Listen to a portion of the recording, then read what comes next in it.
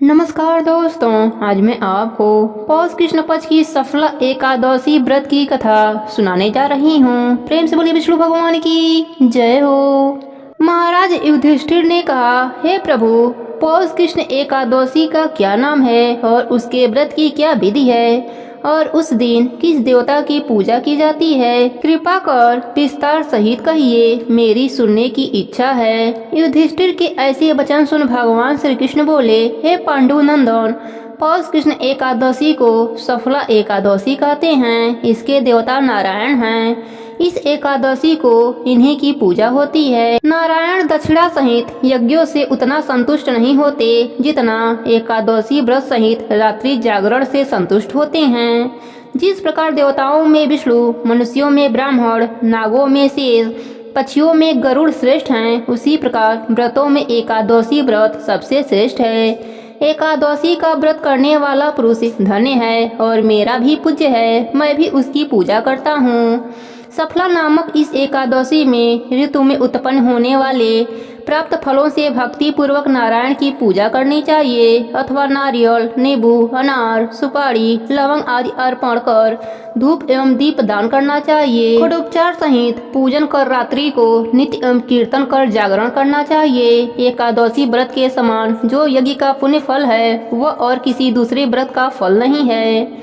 5 वर्ष तप करके जो पुण्य फल प्राप्त होता है वह पुण्य फल इस सफला नामक एकादशी व्रत के करने से होता है। अब आप सफला एकादशी व्रत की कथा सुनिए। हे राजन, पूर्व काल में महिष्मान नाम का एक राजा था जिसकी राजधानी चंद्रवली थी। उस राजा के 4 पुत्र थे।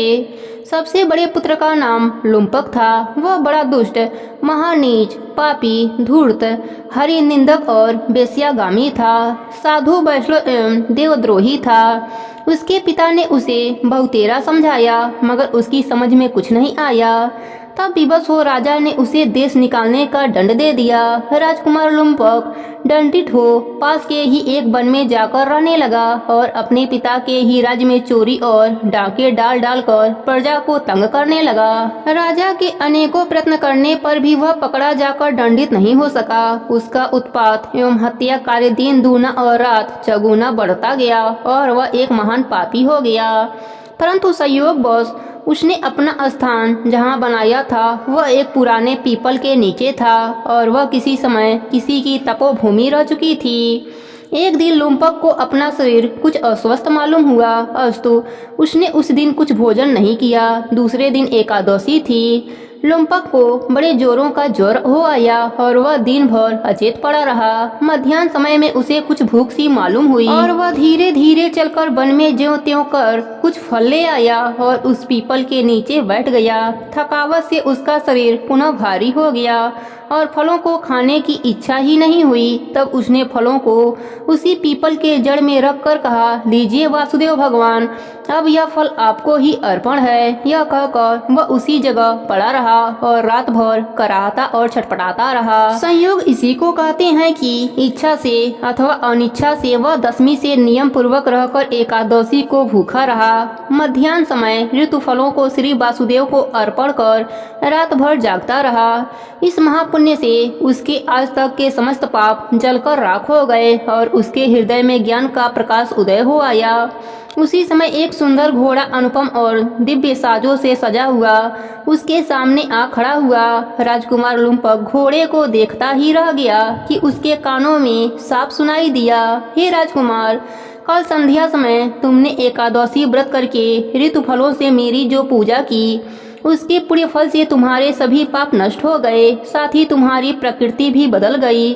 अब तुम इसी घोड़े पर सवार हो अपने पिता के पास चले जाओ। वह तुम्हें आदर पूर्वक रख लेगा और तुम्हें तुम्हारा खोया राज भी देगा। राजकुमार लुम्पक ऐसी आकाशवाणी सुन परम प्रसन्न हुआ और तत्काल ही दिव्य दिव्य वस्त्राभूषणों से सुभूषित हो घोड़े पर चढ़ अपने पिता के पास जाकर उन्हें प्रणाम किया और अपना सारा का सारा वृतांत उनको कह सुनाया।